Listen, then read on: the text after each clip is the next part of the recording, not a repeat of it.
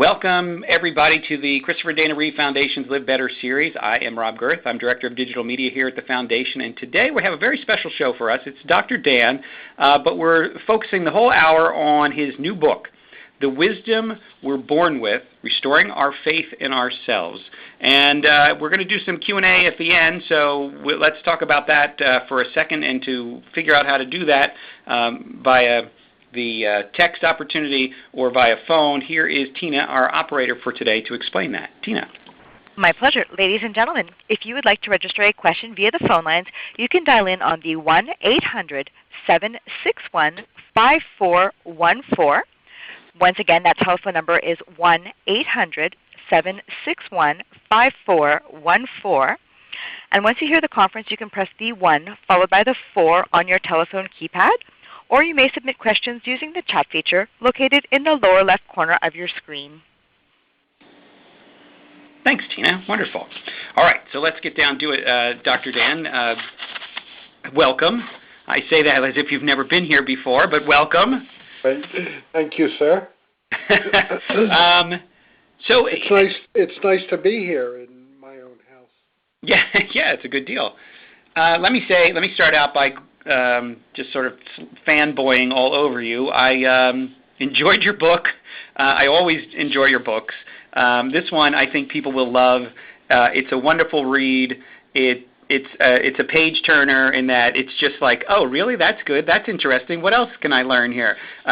Filled with all kinds of wonderful stories about people in your life. One of the things I really probably loved about it the most, and it's kind of selfish, is because I've known you now for the last 7 years almost, I feel like I went through some of this with you. Like, some of the things you talk about in the book are stuff that's happened to you in the last 7 years, and I know you and I have talked offline, and I know some of these things. So it was like, oh yeah, I remember when that happened.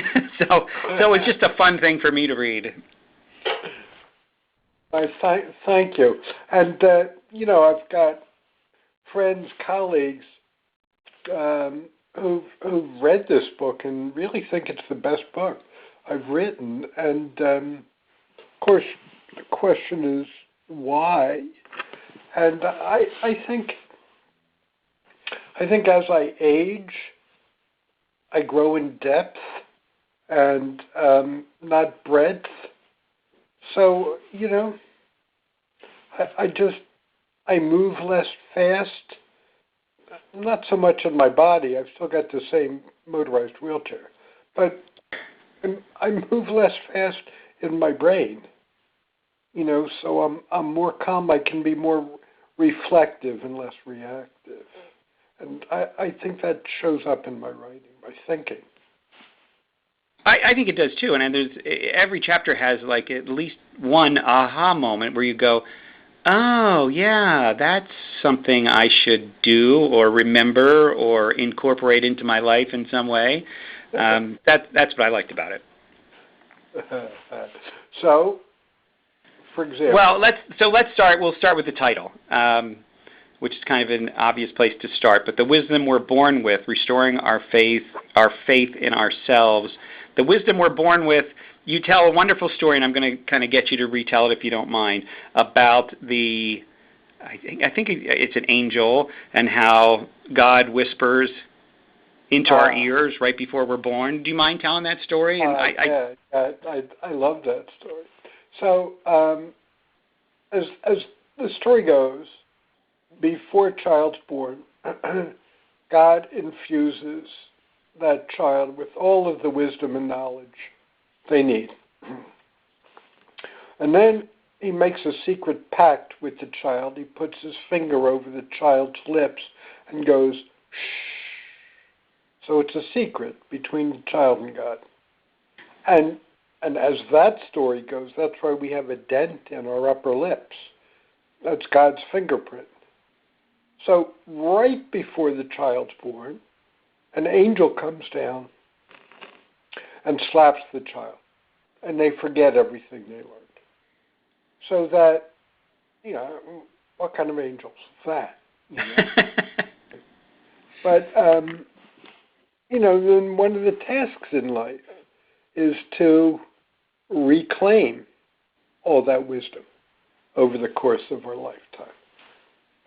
But It, you know, I was going to say, it almost feels like our quest is that's what we're trying to do, is figure out, to reclaim it, just like you said. It's like innate in us. It is, and people keep asking me, Rob, about,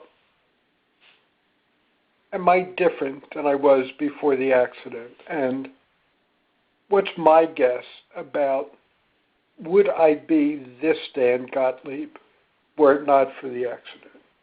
And of course, there's no way of knowing that, but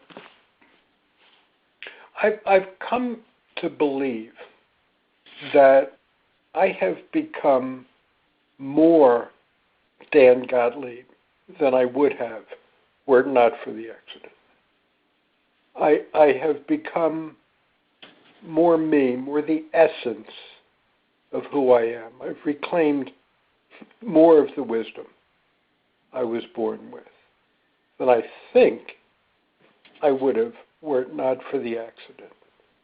You know, I said elsewhere, I feel like I broke my neck and my soul began to breathe. And that's just the way I experience it. What do you think allowed that to happen? Like, what part of being spinal cord injured gave you room to let this other part in? Yeah, I've got, you know, all this, Rob, is just guesses and theories. But here's what I believe to be true, that my whole life I felt different. You know, I write in the book about Phillips Restaurant very, very early on. So I'm like 7 years old, 1953. We're at a restaurant. You know, we went out every Sunday night. My 5-year older sister and my parents and my grandmothers, my grandfathers died. So we'd all go out to a restaurant. Like I said, I was 7, so she was 12.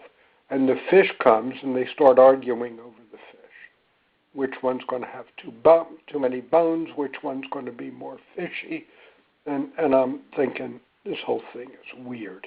My sister, now 12, being a young lady, she enters the fray and has her own opinion about fishy fish.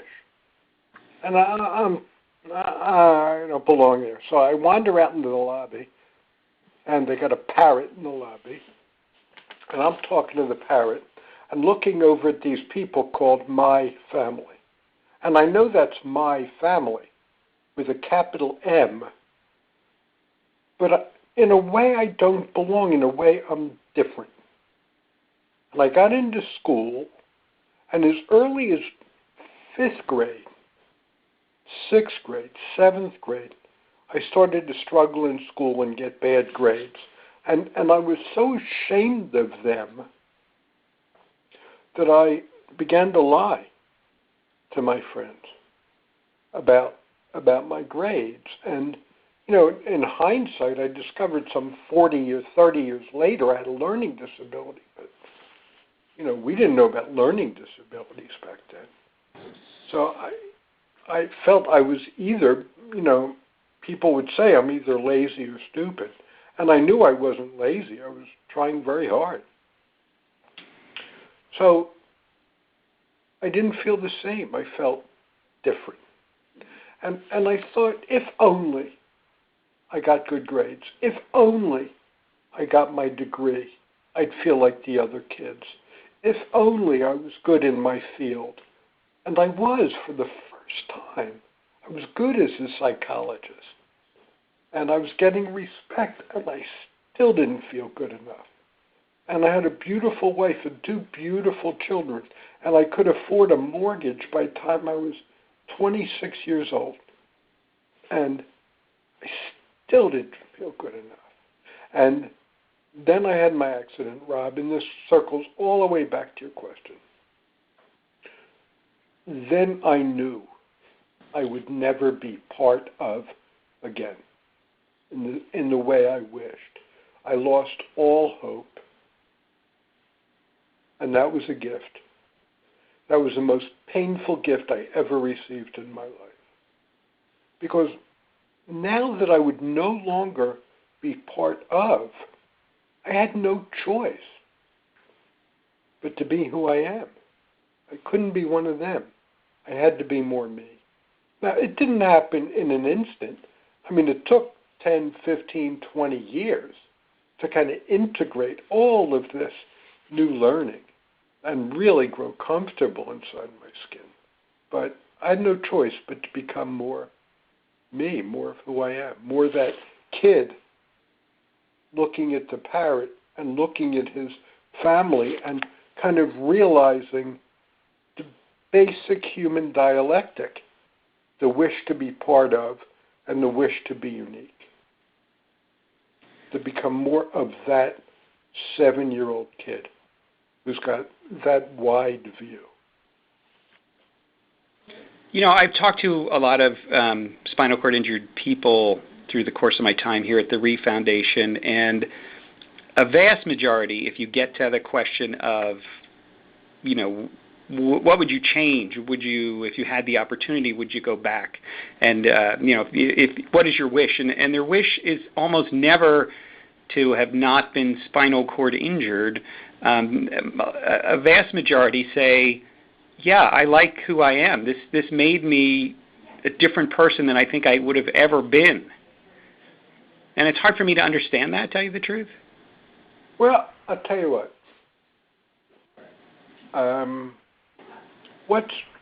What's your biggest problem in life? I mean, I don't want to get too personal. But just visualize the biggest problem. Okay. You don't even have to say it. But here, I'll give you an opportunity now. We can fix that problem. But to do so, we're going to turn your life completely upside down. Yeah. Would you want to do that? See, if I had the choice in advance, I don't know if I could accept the upside down part. Exactly. Like if you were. Exactly. I mean, even now, you know, somebody said to me, here, I can give you this laser treatment or this new treatment, and even after 34 years, you can walk again. I say, no thanks, I got stuff to do. I don't have time. Yeah, I'm happy with my life. I'm happy with me. I'm happy. You know, why mess with it? You know, there is no such thing as happier. You know, when you're happy, you just breathe a sigh. You know, if I can be reductionistic, it's the parasympathetic nervous system takes over, and you go, here it is. You know, I'm home in the psychological sense, the emotional, the spiritual sense. I'm home inside my skin. I'm grateful. I love my life. I love the people in my life, and they love me. There is no happier there, you know? So that's a pretty big jump to make, though. So let me go. I'm going to take you back before we, because I want to get to that question, because that question is, you know, that all sounds good, but how do I make that happen for myself? But before we go there, let me just talk, because one of the things I loved about your book is a section, I don't know if it was a particular section, but it was sort of a theme about our stories that we like to tell about ourselves. And I just found that as somebody who likes stories and likes writing stories and going to movies and seeing stories and analyzing stories, I just found it fascinating as a way to look at myself as the story that I've created about myself and the story that I tell about myself. So explain a little bit about that for us. Sure. Last summer, a couple summers ago, I did a autobiography writer's workshop out in California. So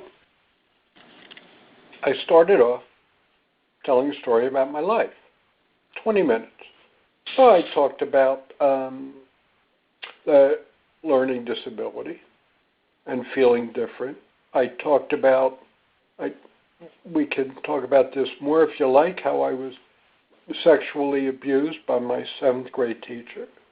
I talked a little bit about how I flunked out of my first college, and then I got married, how my wife had cancer before I broke my neck, and on and on.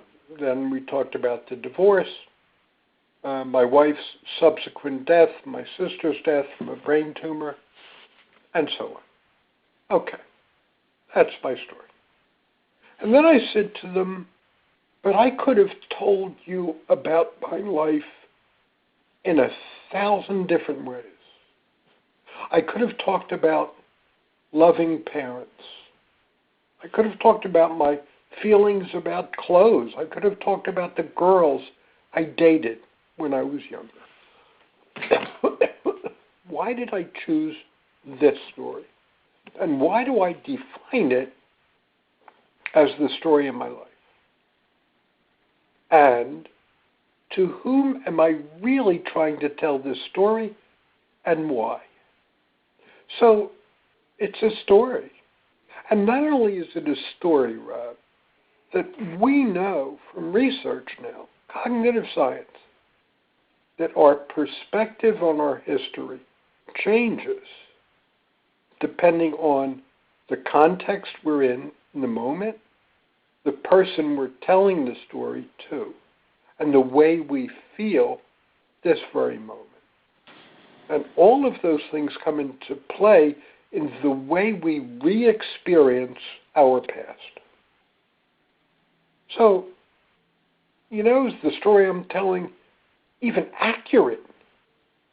Might not be. It certainly is not true to exactly the way it happened, because it gets distorted over time. So this is the story. And you know what they say, it's my story and I'm sticking to it, whether it's true or not.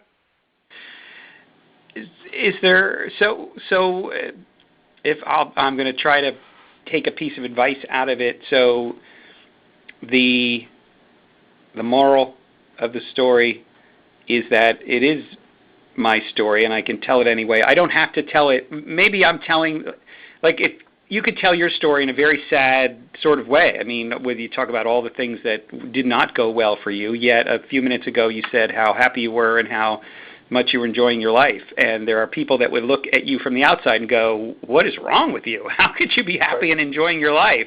Right. But you have control over your story.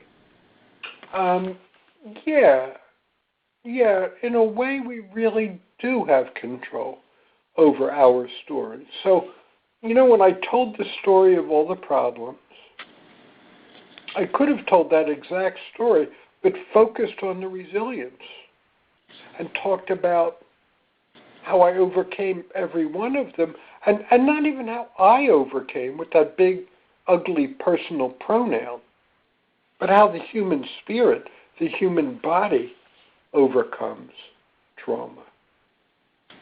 So I could have told that story, a story of resilience and recovery.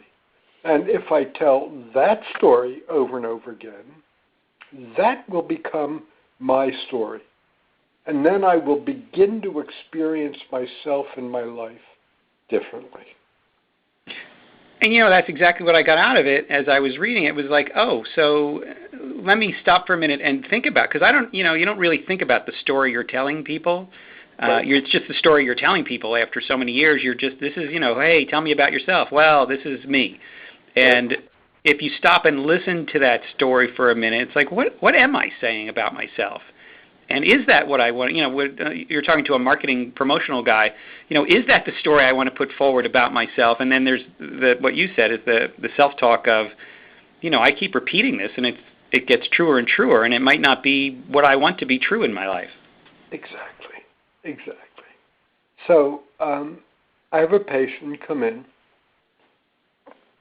and her mind is racing that she's not good enough, that this is going to happen, That's going to happen because of what she did in the past, so on and so forth. And I will interrupt her, ask her to hold my eyes just for a minute. And then I want her legs are crossed, and I ask her to feel the sensation underneath her left knee on top of her right thigh. And she does. And I ask her to feel her left hand on the sofa. And then I ask her to just listen to the quality of my voice, not even the content, the quality. And then I ask her to listen to ambient sounds in the back in the silence. And all of a sudden, she's out of her head and into her life. And when you look at it that way, that's the only truth we know, is what we're experiencing in the moment. It's the only truth we really know. Everything we say about the past and everything we predict about the future is theory. Now, some of what we did in the past is valuable learning for us. And some of our ruminations about the future are also very important. We couldn't function if we just lived in the moment. But an awful lot of what goes on inside our head is just theory. Well, between you and me, Rob, awful lot of what goes on inside our head is crap. Awful. Agreed. Yeah. I wrote once where I compared the mind to a poorly functioning kidney. Where the kidney, filters out what's nutrient and what's piss, Right, but right. The mind, you have a thought in your head and you go, oh, there's a thought. That's real. That's valuable. That doesn't work. 90% of what goes on in there is waste matter. Most of that happens while I'm in the shower, actually. It's brilliant while I'm in the shower, and as soon as I get out of the shower, it's not so brilliant anymore. Exactly. So I have no idea if I've answered any of your questions. Yes, you do. This is bringing me to something else, if you don't mind, and I apologize to be having no linearness to this interview. Something also I really liked that you tell the story about is the peace that you find when you just, I don't know how, you just decide, well, this is going to happen, so I don't have to worry about it anymore. And I'm particularly, it was the story about the woman whose son needed to be put in a special home because he was autistic, and you helped her through the trauma of trying to get the school district to pay for that. Do you know what I'm talking about? Yep. And the whole idea of, well, first you have to know that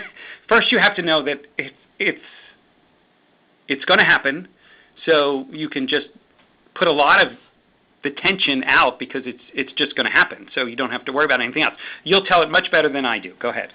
Well, here's the deal. Yeah, this is a woman whose son was profoundly autistic, having a great deal of difficulty in school, and that he kept getting sent home because of his behavior, and he was getting violent in the house.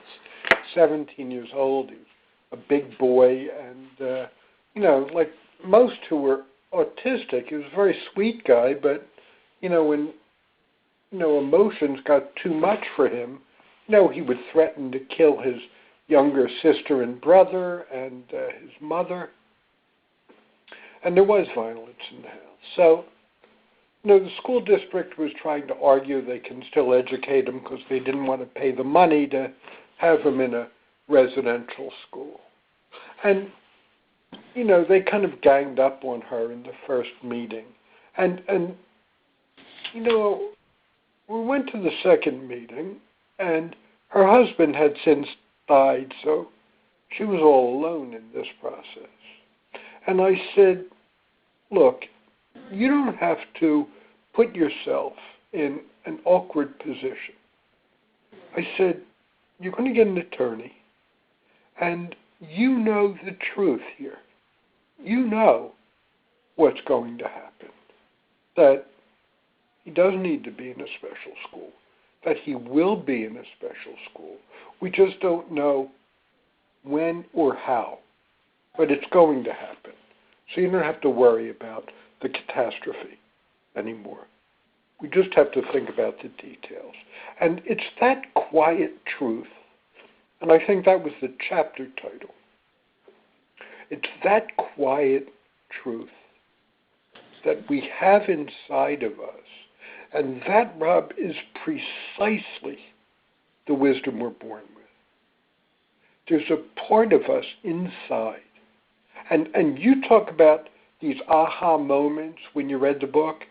Mm-hmm. If you think back over it, I didn't tell you anything you didn't already know. It was a kind of awakening. That aha moment was, oh yeah, you know what? Something inside got awakened. So the wisdom we're born with gets awakened. That quiet truth we carry inside. That quiet truth that it'll be okay. It'll be okay. We might be going through some hard times now, but we'll be okay. It'll work out. You know, either we'll help but there's something inside that is always rock solid. Just like a rock at the bottom of the ocean. That, you know, there can be turbulence up top. There can even be a tsunami up top. But down at the bottom, there's something stable and solid. And that's what lives inside of all of us.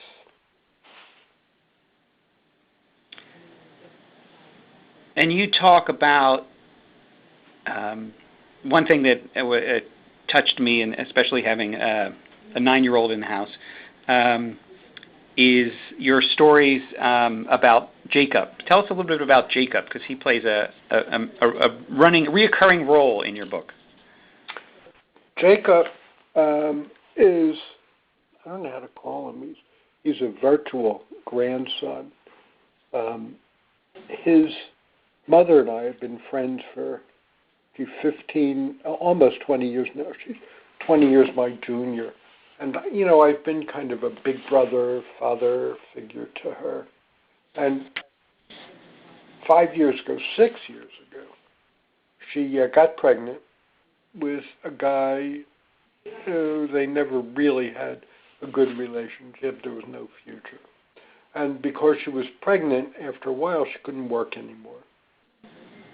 And they had to move in here right after Jacob was born. So they lived here in my house for the first 4 years of his life.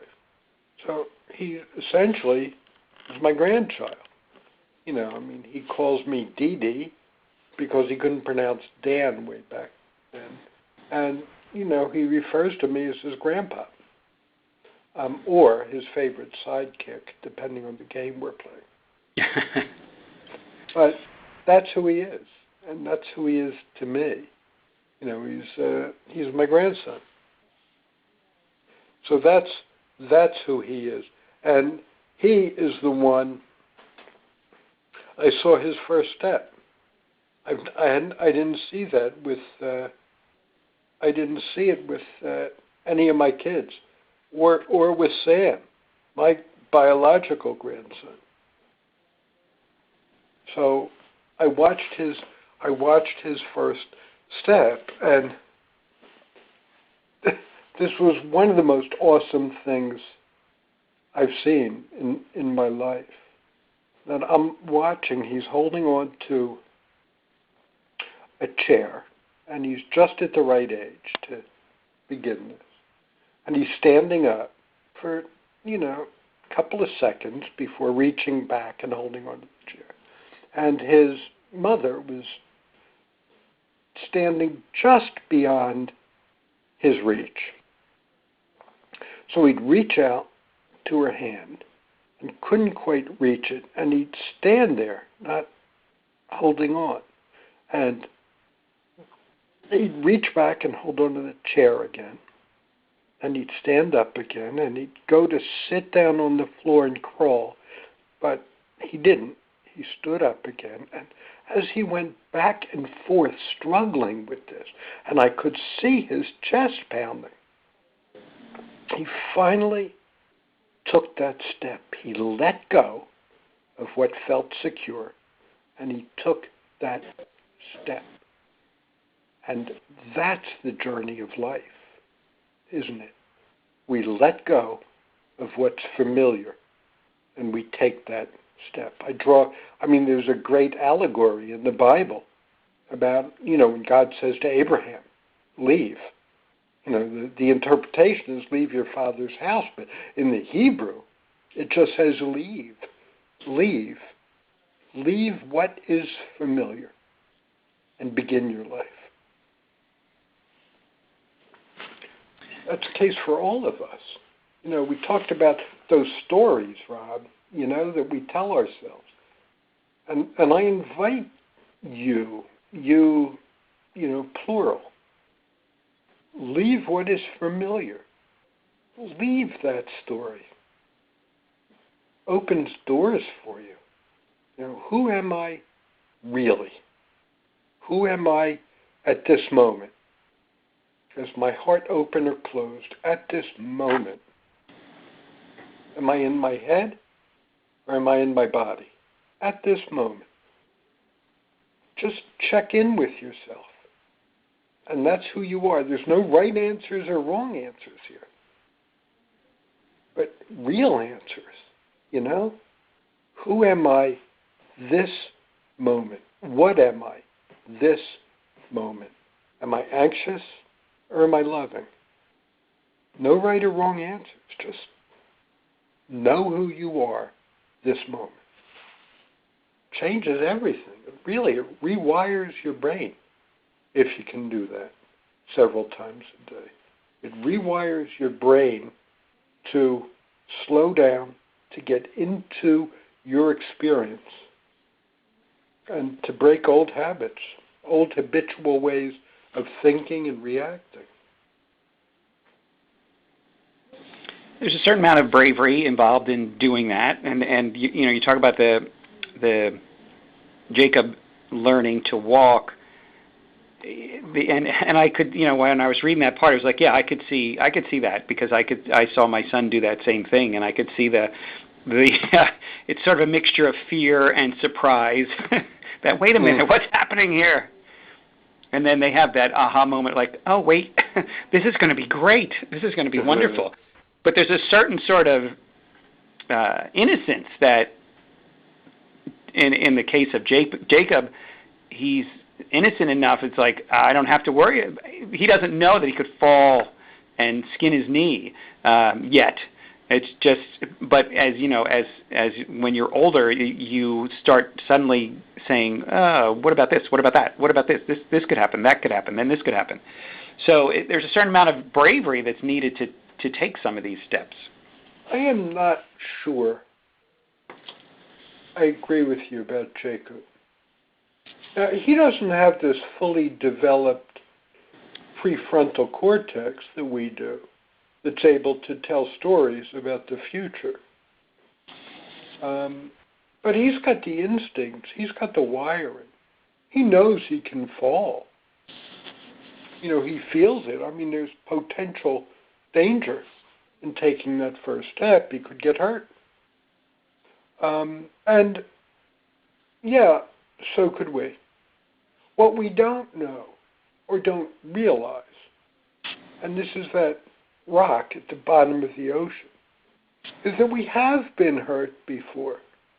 We have fallen down.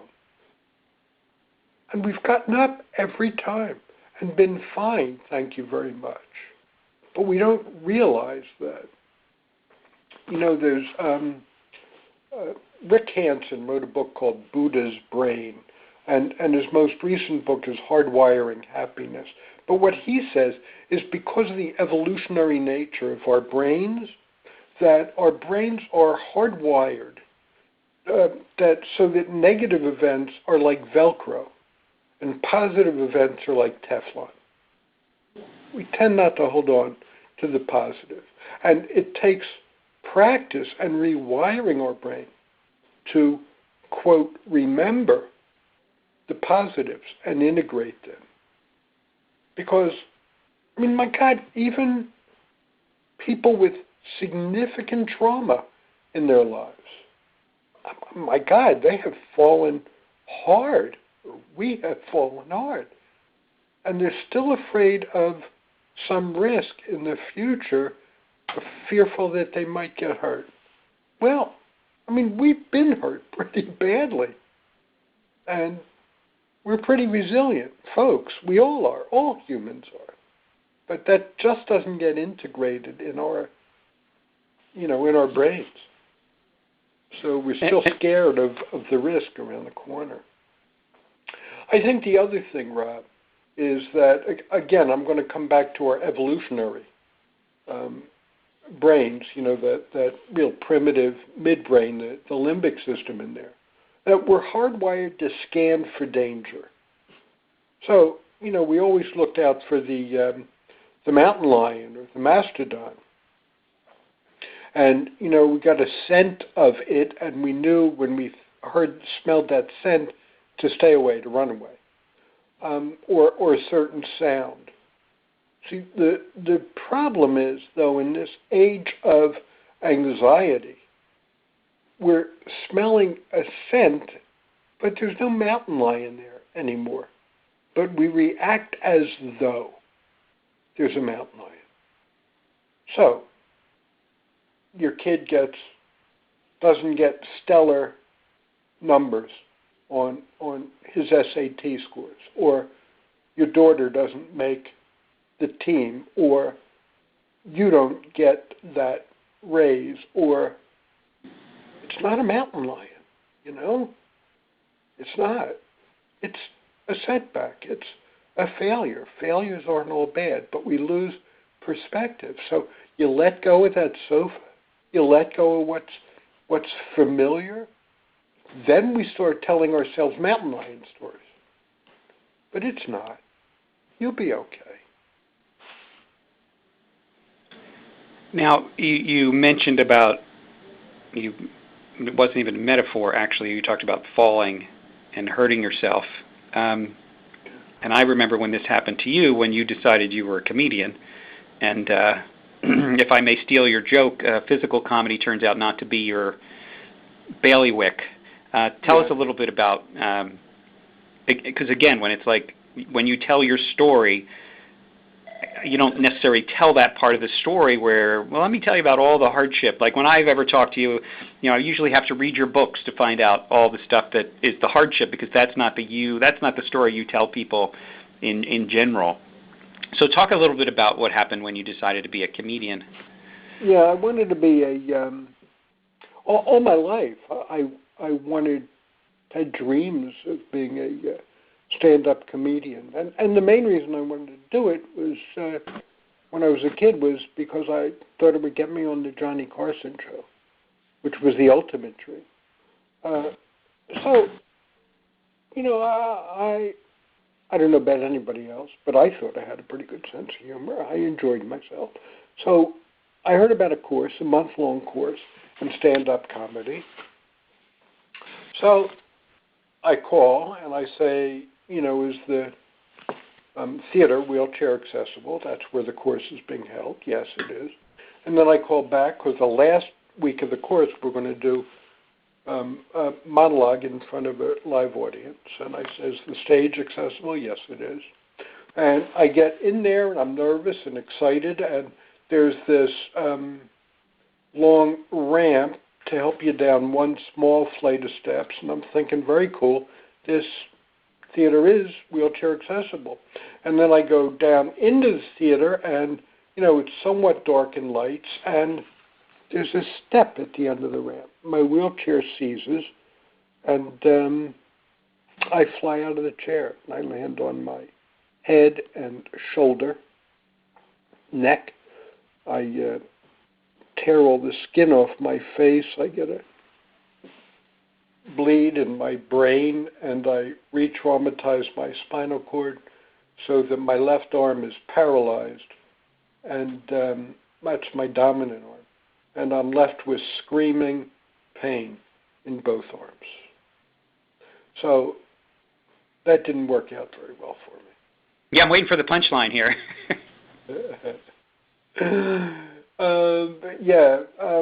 So I didn't go back, but oh, there's the punchline. Thank you.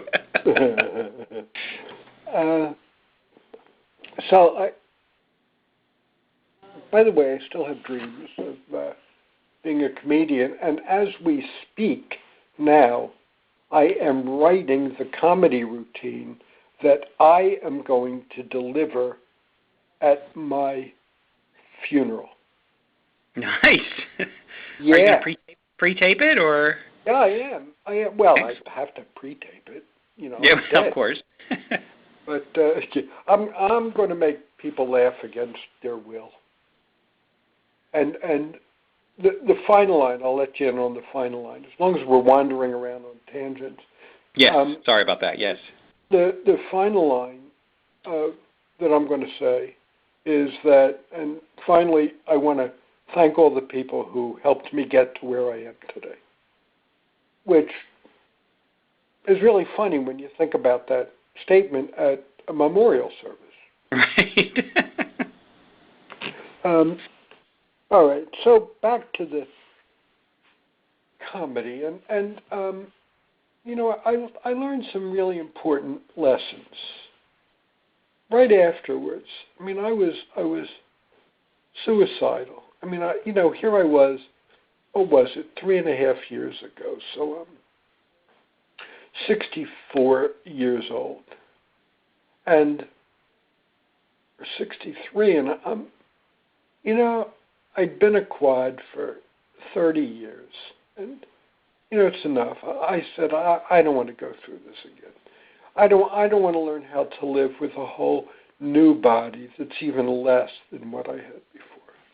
I'm tired. And that's what I felt through the first few days of ICU, waiting for the blood clot to dissolve, dealing with all this pain. And then one Friday, I remember the day, it was a gray day in February. I'm looking out my hospital window in Philadelphia. It's a gray, cold day. The view out there is not pretty. And I look down at my dead arm on my lap. And I thought about all the people that I loved. And for the first time, I felt that love viscerally in my body. And my chest felt warm and expansive. And then I thought about all the people who loved me. And I felt that. It wasn't in my head, it was in my body. And I felt like my body almost couldn't contain all of this love. And then I looked down again at my dead arm, and I said out loud, it's an effing arm, for God's sakes. That's all it is. Look at all this love you have in your life. Changed everything for me.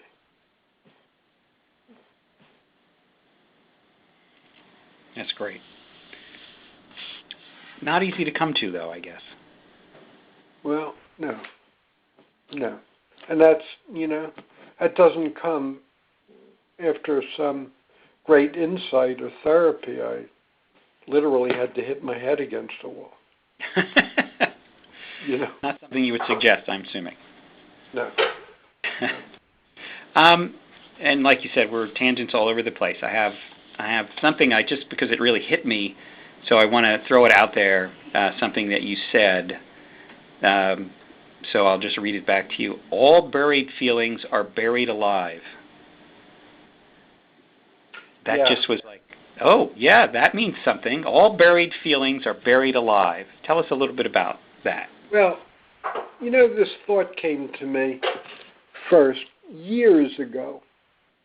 I met with a woman who told me for the first time, she'd ever told anyone, about a childhood filled with sadistic sexual abuse.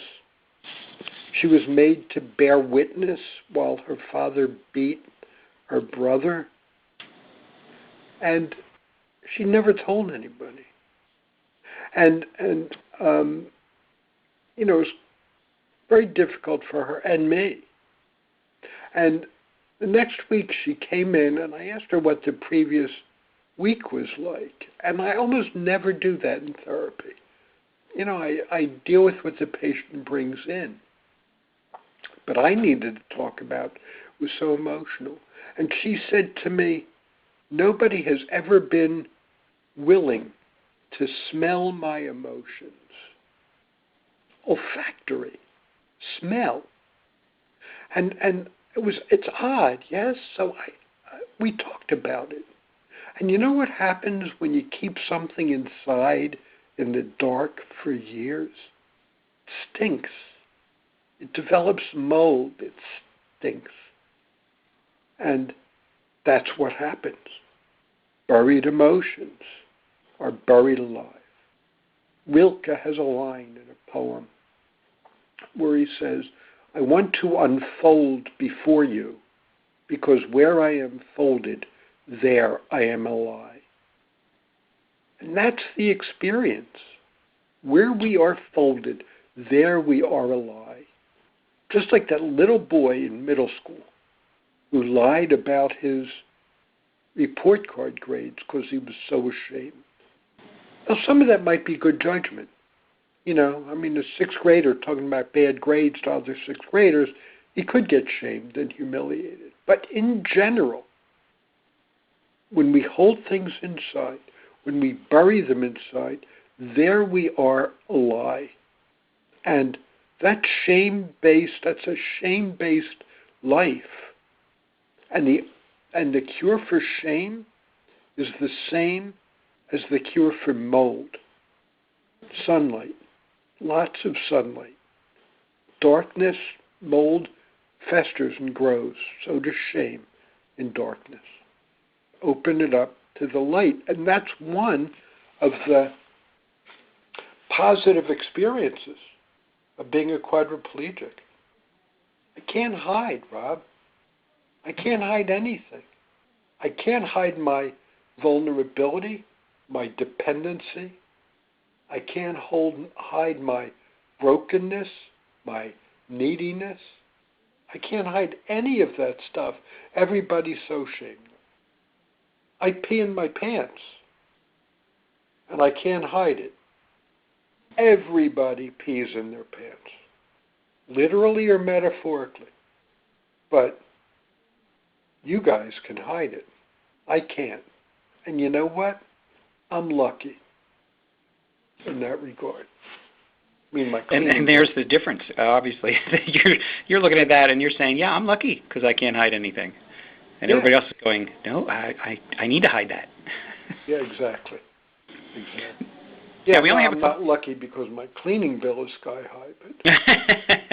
But it's funny. I was having dinner the other night, and I'm with my lady friend who was doing a lot of moving, and I was with my nurse who's also in her 50s, and she was raking leaves, and both of them are complaining that their back hurts and their knee hurts, and I'm thinking, my God, I don't have to go through that crap. But it's true. I really did feel that way, and I do. That's funny. We only have a couple of minutes left, but I did want to touch on something because I think it's important, especially for our audience, because I feel, and it's about caring. I feel like people that are living with paralysis, the ones that I find that are doing the best, caring is a big part of it. That they're like you, adjusting and just enjoying their lives.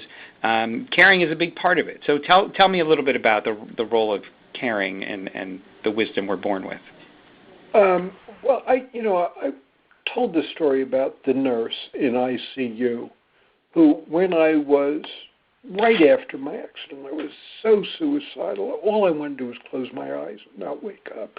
And when I did wake up, all I could think about was this broken, worthless body. And when I was in ICU, a nurse came up to me and asked if she could talk to me.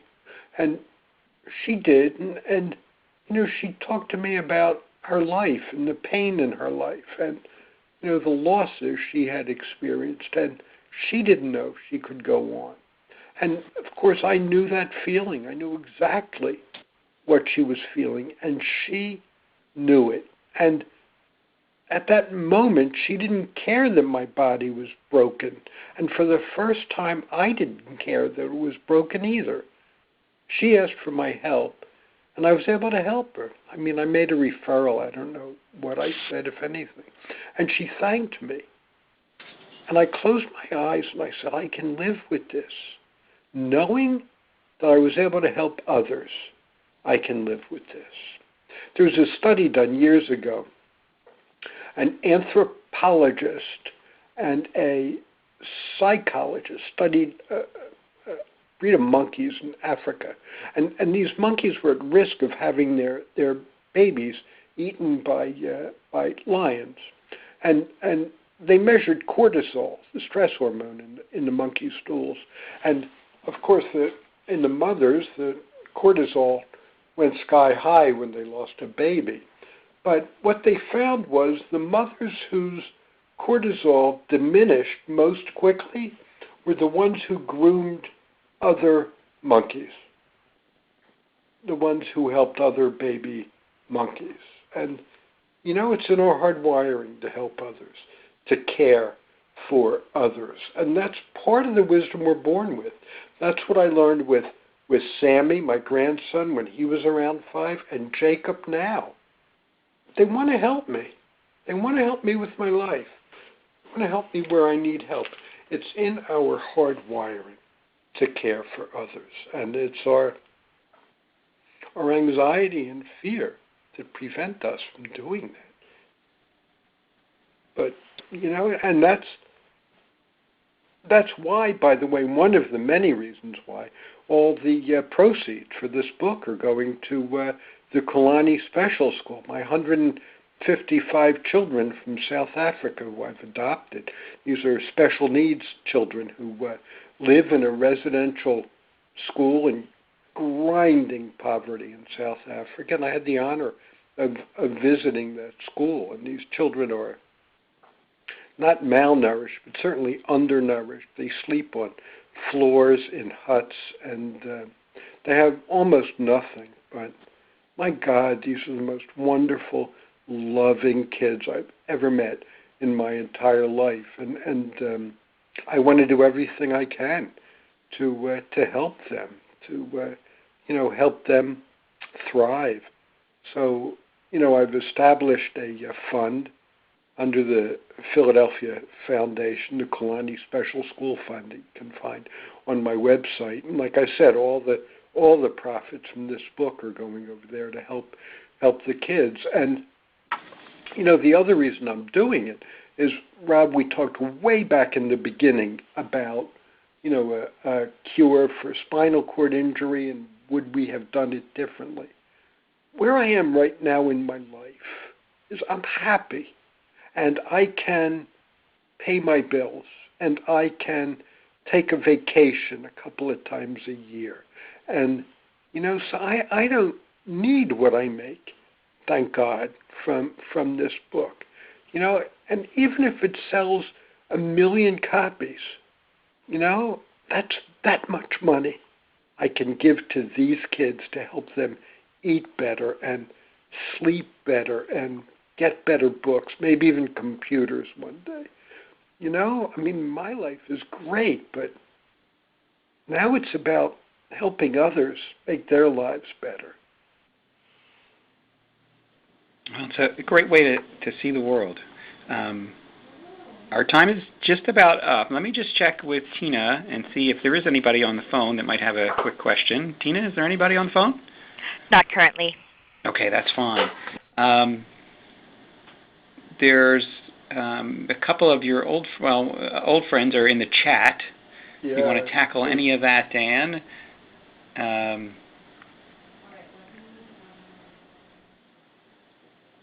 You want to guide me here? Yeah, Lorraine is saying, for me, I've adapted to this. If I become fully restored today, this is a good tie-in to what you just said. If I become fully restored today, what else would happen? What that I'd have to adjust or adapt? What would happen that I'd have to adjust or adapt?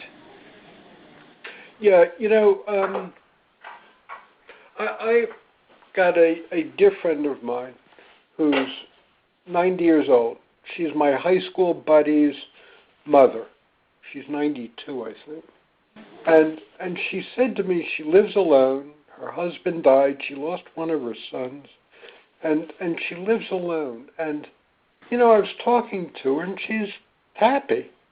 And, you know, she don't have any friends anymore. And you know, there's a younger lady in the building that takes her grocery shopping once a week.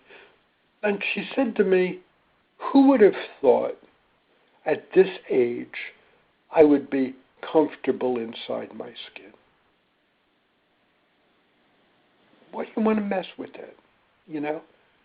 Rob, I'm comfortable inside my skin. Lorraine is comfortable inside her skin. See, the psychobabble word for that is well-being. That's what we want. Well-being. More than happiness. We want well-being. We want to feel home inside our skin.